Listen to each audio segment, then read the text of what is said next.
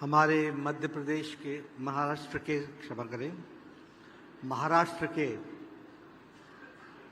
यशस्वी मुख्यमंत्री और मेरे वरिष्ठ साथी, जिनके साथ मैंने लंबे समय तक पार्टी में भी और सरकार में काम किया, ऐसे हमारे श्री देवेंद्र फडणवीस जी, हमारे यहाँ के स्थानीय मंत्री, प्रभारी मंत्री, हमारे वरिष्ठ साथी श्री अतुल सावे जी,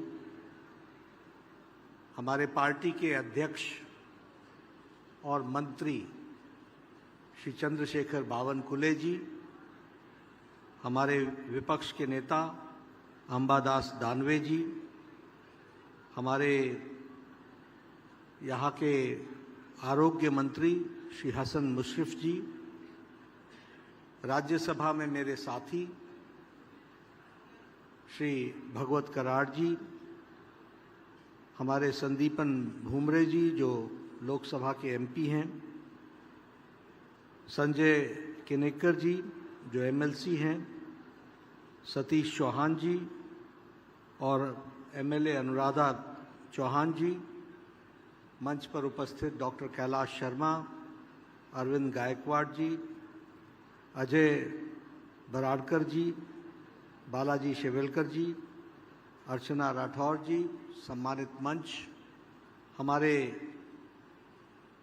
फैकल्टी मेंबर्स, प्रदेश सरकार के मंत्री और हमारे टीचिंग नॉन टीचिंग स्टाफ के सभी वरिष्ठ सदस्यगण, पैरामेडिक्स और मीडिया के मेरे साथी, प्रिंट मीडिया और इलेक्ट्रॉनिक मीडिया के मेरे साथी, मुझे खुशी है कि और मेरा यह सौभाग्य है कि मुझे आज यहाँ ट्रू बीम यूनिट का श्री गणेश और शिलान्यास का उद्घाटन करने का सौभाग्य मिला है। ये स्टेट कैंसर इंस्टीट्यूट का एक तरीके से एक्सपेंशन है और निश्चित रूप से ये आने वाले समय में कैंसर पेशेंट्स को हाई एंड सर्जरीज में, इंटरवेंशंस में और हाई एंड इलाज के लिए एक बहुत ही सार्थक उपकरण साबित होगा। इसलिए मुझे इसकी खुशी भी है और साथ में संतोष भी है। संतोष इसलिए है कि मैं 2018 की फरवरी में यहाँ आया था और मैंने उस समय बाबा ट्रोन का यूनिट का उद्घाटन किया था और साथ में कैंसर के स्टेट कैंसर इंस्टीट्यूट के एक्सटेंशन का हमने शिलान्यास किया था, जिसका आज मुझे उद्घाटन करने का सौभाग्य मिला है। इसलिए मुझे व्यक्तिगत रूप से खुशी इस प्रकार से है कि जब मैं पिछली बार आया था तो खुले मैदान में मेरा फंक्शन हुआ था और वहाँ आज मैं एक भव्य बिल्डिंग देखता हूँ और ट्रू बीम की वहाँ स्थापना देखता हूँ, तो मन को खुशी भी होती है और संतोष भी मिलता है कि किस तरीके से कार्य को आगे बढ़ाया गया है। हम सब जानते हैं कि कैंसर शब्द ऐसा है जो सबको डरा देने वाला है। किसी के परिवार में कैंसर शब्द आ जाए तो परिवार की एक तरीके से कहा जाए तो मानसिक रूप से, आर्थिक रूप से, इमोशनल तरीके से, हर तरीके से वो परिवार टूट जाता है। जिस ट्रॉमा से वो गुजरता है, हम कम से कम उसको सही इलाज दे सकें, टाइमली इंटरवेंशन कर सकें और उसके जीवन में सुधार ला सके, इतना तो हम कर ही सकते हैं।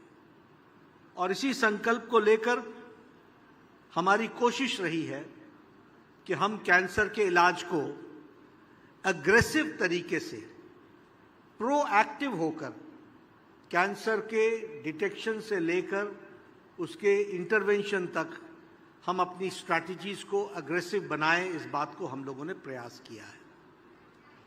लगभग 14.5 लाख हर साल कैंसर के पेशेंट्स नए डिटेक्ट होते हैं। उसी तरीके से हम सरकार की ओर से कमिटेड है कि हम चाहे आयुष्मान आरोग्य मंदिर हो या आयुष्मान आरोग्य जन आरोग्य योजना हो, दोनों में कैंसर को हमने टॉप प्रायोरिटी दी है और कोशिश की है कि हम उसके इलाज के लिए हम पूरी ताकत लगा करके कार्य को करें। आप सब लोग गवर्नमेंट हॉस्पिटल्स में काम कर रहे हैं, इसलिए आपकी जानकारी के लिए हम लोगों ने अपने डिटेक्शन का, स्क्रीनिंग का देश का बेसलाइन बढ़ाया है और देश के बेसलाइन को बढ़ाने के लिए 175,000 1,75,000 आयुष्मान आरोग्य मंदिर स्थापित किए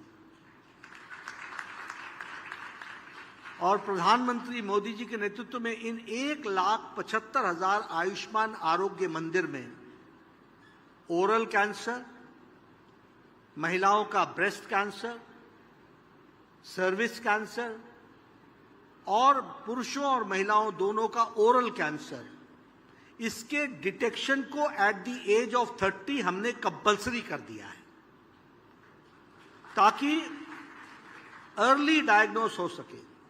और मैं आपके सामने सिर्फ आंकड़े रखना चाहता हूं पिछले 5 साल का ओरल कैंसर में 26 करोड़ 70 लाख लोगों का स्क्रीनिंग हुई है ओरल कैंसर में और 1,63,000 लोगों को डिटेक्ट हुआ है। उसी तरीके से ब्रेस्ट कैंसर में 14 करोड़ 60 लाख लोगों बहनों की स्क्रीनिंग हुई है, फिर चाहे वो मैनुअली या मेमोग्राफी से, और उसमें से 57,179 को हम लोगों ने डिटेक्ट किया है और उनका इंटरवेंशन को हम लोगों ने शुरू किया है। उसी तरीके से सर्वाइकल कैंसर में 9 करोड़ बहनों का स्क्रीनिंग हुआ है अभी तक, जिसमें से 96,973 patients have been detected and treatment has started. तो हमको ये समझना होगा कि बेस लाइन बढ़ाने के कारण आपकी तकलीफ कम हो और आपके पास कोई 4th स्टेज में न पहुंचे, कोई 3rd स्टेज में न पहुंचे, उसकी कैंसर की दृष्टि से एक प्रयास हुआ है। यहां मैं ये भी कहना चाहूंगा और मैं पत्रकार मित्रों से विशेष करके कहना चाहूंगा कि हम लोग चुनाव में बोलते रहते हैं हमें लाओ, हमें लाओ, हमें लाओ, और आप हमको आशीर्वाद भी देते हैं। फिर मैं ये भी बोल देता हूं डबल इंजन लाओ, डबल इंजन लाओ, डबल इंजन लाओ, फिर आप वो भी आशीर्वाद दे देते हैं। फर्क क्या पड़ता है?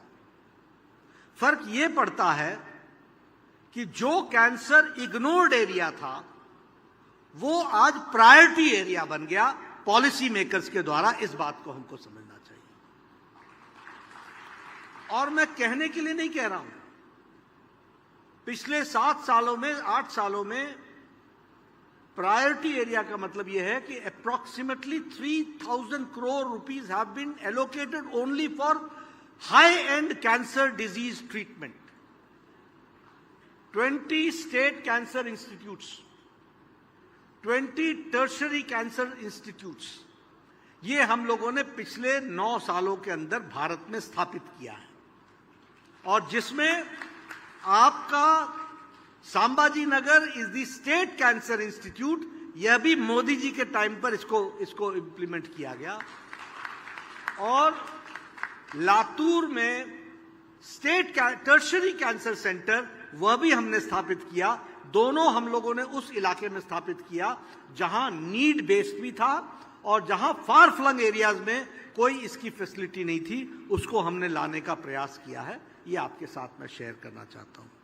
एक बात और मैं कहना चाहता हूं कि प्रधानमंत्री जन आरोग्य योजना में लगभग 1960 सर्जिकल इंटरवेंशंस की हमने स्कोप दी है।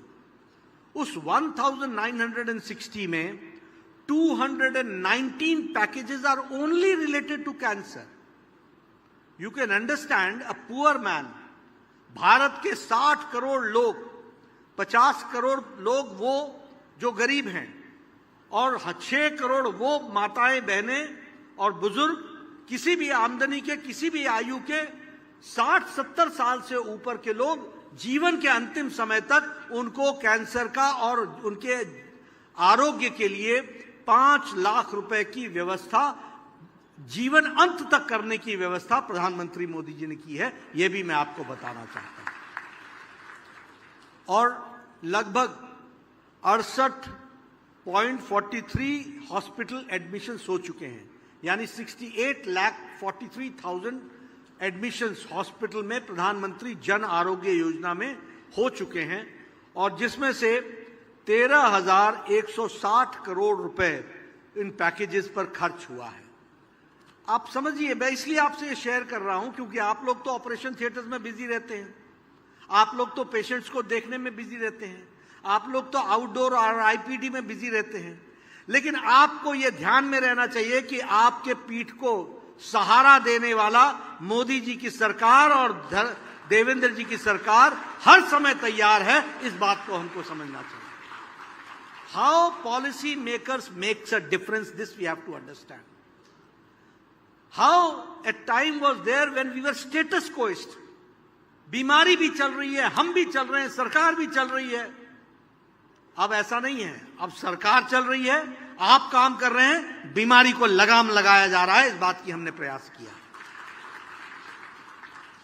अभी एक लैंसेट की रिपोर्ट आई है, आप मेडिकल फ्रेटर्निटी के लोग हैं, लैंसेट के बारे में कोई परिचय देने की जरूरत नहीं है, लेकिन लैंसेट ने यह कहा है कि बिकॉज ऑफ प्रधानमंत्री Jan Arogya Yojana 90% of the cancer patients are put under treatment within 30 days from the detection, यानी 30 दिन के अंदर उनका डिटेक्शन का प्रोसेस शुरू हो जाता है।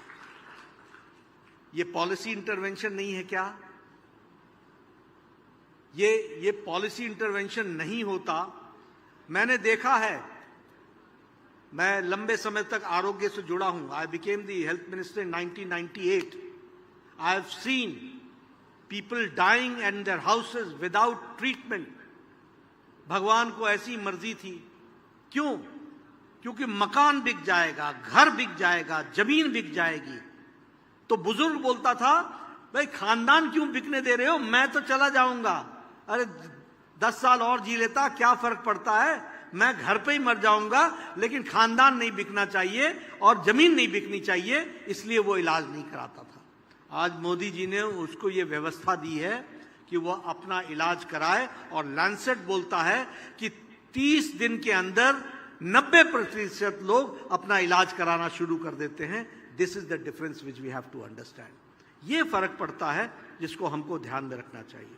और आपके साथ मैं ये भी शेयर करना चाहता हूं, अभी निर्मला सीतारमन जी ने इसी बजट में कहा है कि every district will have a district day care centre, cancer centre, every district day care centre. और ये कितने में? We have to do it within 3 years, 3 साल में हमको करना है। और इस साल हम 200 डे केयर सेंटर स्टार्ट कर रहे हैं, और उसमें से good number is going to come to Maharashtra also. ये भी मैं आपको विश्वास दिलाना चाहता हूं, ये भी आपको कहना चाहता हूं। अभी हमारे कैंसर सेंटर की दृष्टि से संभाजी नगर में तो हम लोगों ने स्टेट कैंसर इंस्टीट्यूट खोला ही है, लेकिन अभी हम केटर करेंगे जो अभी केटर कर रहा है मराठवाड़ा वगैरह और इन सारे एरियाज को। अभी 2012 से 2024 तक में लगभग यहाँ 3,90,000 लोगों की ओपीडी हो चुकी है, और उसी तरीके से आईपीडी हमारी 153 हो गई है। कोबाल्ट थेरेपी 4,362 हो चुका है। मेजर सर्जरीज 10,000 प्लस हो चुका है। माइनर सर्जरीज 9,000 हो चुकी है, और डे केयर सेंटर में 1 लाख लोगों को अभी तक जोड़ लिया गया है। इस तरीके से इस काम को आगे बढ़ाया जा रहा है। मैं आप लोगों के साथ यह भी शेयर करना चाहता हूं कि मेडिकल एजुकेशन के लिए हमारे मुशर्रफ साहब यहाँ बैठे हैं, उनको मैं बताना चाहता हूँ कि अभी अभी हम लोगों ने 2 मेडिकल कॉलेजेस के साथ हमने नर्सिंग कॉलेजेस को भी हमने आगे बढ़ाया है और हमारा लक्ष्य है कि 100 मेडिकल कॉलेजेस के साथ 100 को लोकेशन में नर्सिंग कॉलेजेस खोले जाएंगे टू मेक देम बेटर। और इसी में अभी गोंदिया में 195 करोड़ के साथ इस कॉलेज को स्थापित करने का है और उसी तरीके से नंदुबार में भी 325 करोड़ का इस काम को आगे बढ़ाने के लिए हम लोगों ने आगे बढ़ाया है। अभी देवेंद्र जी ने बताया कि 10 नए मेडिकल कॉलेज खोले गए हैं, मैं उसमें जोड़ देता हूं 11 नए मेडिकल कॉलेज हमने दिए हैं, एक और आपको मेडिकल कॉलेज दिया है और आपकी 700 MBBS सीट्स बढ़ी हैं, यह भी हमको ध्यान में रखना चाहिए। मैं इस बात को भी आपको बताना चाहता हूं कि नेशनल हेल्थ मिशन में इस साल हमने आपको 19,000 करोड़ रिलीज किया है और हमारी कोशिश है 2014-15 से 2025 तक 19,000 करोड़ हैव बीन रिलीज्ड। और उसी तरीके से प्रधानमंत्री Ayushman Bharat health infrastructure mission में 118 करोड़ रुपए रिलीज किए गए हैं और इमरजेंसी कोविड रिस्पांस में 2,068 करोड़ रुपए रिलीज किए गए हैं। 15th फाइनेंस कमीशन में 7,000 crore rupees have been released. ये मैं आपके सामने इसलिए बोल रहा हूं कि कई बार चर्चा होती रहती है हेल्थ फ्रेटर्निटी में और हमारे पत्रकार बंधु भी कई बार कह देते हैं हेल्थ पर budget per capita budget. Remember, this is Modi's government, budget is not the problem. आप खर्च करने वाले बनिए, खर्च करने की कैपेसिटी बढ़ाइए। हम खर्च को पूरा करने वाले हैं, मोदी जी की सरकार है, पूरा करेगी, ये आपको विश्वास दिलाता है। इसलिए ये कभी भी आप माइंड में मत रखिए। आप देखिए, और मैं कहने के लिए नहीं कह रहा हूं, इस शताब्दी के अंत तक एक all India institute of medical sciences था, 1 all India institute of medical sciences. जब मैं 80 के दशक में यूनिवर्सिटी स्टूडेंट था तो मैं डॉक्टर से पूछता था कि भाई तुम बाहर क्यों जा रहे हो, तो वो बोलता था यहां है ही कुछ नहीं, यहां हम करेंगे क्या, न आर्ट है, न फैसिलिटी है, न लैब है, न ऑपरेशन करने की फैसिलिटी है, तो हम करेंगे क्या, वो बोलता था। आज प्रधानमंत्री अटल बिहारी वाजपेयी जी ने इस शताब्दी के शुरुआत में 6 all India institute of medical sciences खोले और प्रधानमंत्री मोदी जी ने 16 नए all India institute of medical sciences खोले। आज भारत में 22 all India institute of medical sciences हैं और every all India institute of medical sciences is having a state of the art high and oncology department. Every all India Institute of Medical Sciences is having. The same way nephrology, urology, all departments, surgery, general surgery, हर एक department high and हम लोगों ने बनाया है और प्रधानमंत्री जी ने किया। इसलिए और स्टेट ऑफ द आर्ट है, मॉड्यूलर ऑपरेशन थिएटर्स हैं, operation theatre to the classroom, through the camera the patient the students can learn in their large screens in their classrooms. आप लोग तो किस तरीके से आप लोगों को पढ़ने को मौका मिला होगा, मैं उसको भी इमेजिन कर सकता था। एक कैडेवर पर 20-20, 30-30 स्टूडेंट लगे रहते थे, वो भी मैंने देखा है, मैं वो भी जानता हूं। मैं डॉक्टर नहीं हूं, लेकिन मैं मेडिकल फ्रेटर्निटी से बहुत जुड़ा हुआ हूं। मेरे परिवार में मुझे छोड़कर सब डॉक्टर ही हैं, इसलिए मैं जानता हूं। तो वो भी समय था, लेकिन आज आप देखिए हाई क्वालिटी का। कभी हम 340 प्लस मेडिकल कॉलेज थे, आज हम 780 मेडिकल कॉलेजेस हैं। आपके यहां 700 मेडिकल सीट्स का एनहांसमेंट हुआ है और इसी तरीके से अभी हम लोगों ने 6 नए कॉलेजेस और भी दिए हैं, मुंबई, नागपुर वगैरह सारे के सारे। तो आपके सामने मैं सिर्फ एक ही बात कहना चाहता हूं और हमारे मुख्यमंत्री जी को मैं विश्वास दिलाना चाहता हूं, मुशर्रफ साहब को मैं विश्वास दिलाना चाहता हूं कि मेडिकल एजुकेशन का सवाल हो चाहे और कोई भी फील्ड हो, पैसे की कमी नहीं रहेगी। आप काम करने वाले बनिए, आप प्रोजेक्ट्स दीजिए, वो सारे प्रोजेक्ट्स पूरे होंगे। कैलाश शर्मा जी हैं, मैं उनको बधाई देना चाहता हूं। ये हमको इधर से उधर से कहीं से पकड़ ही लेते हैं, और जब पकड़ते हैं तो छोड़ते नहीं है जब तक कुछ ना कुछ नया ना ले लें।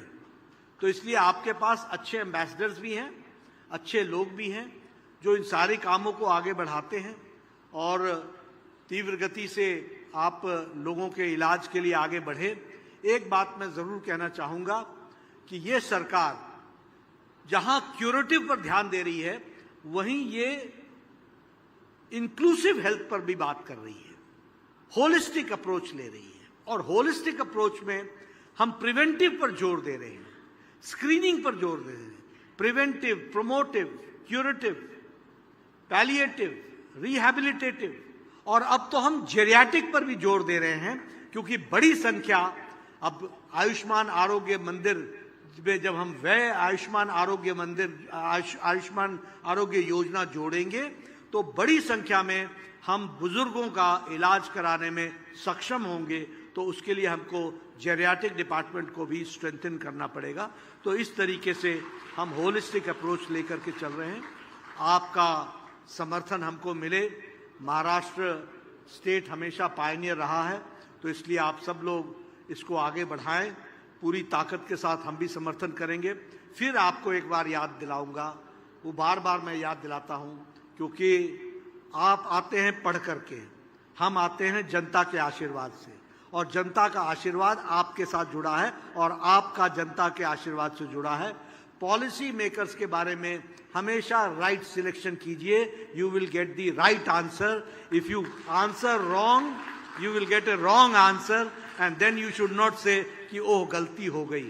तो इसलिए सही रास्ते पर चलते रहिए और हमें भी सही रास्ते पर चलने के लिए प्रेरित करते रहिए। इन्हीं शब्दों के साथ धन्यवाद।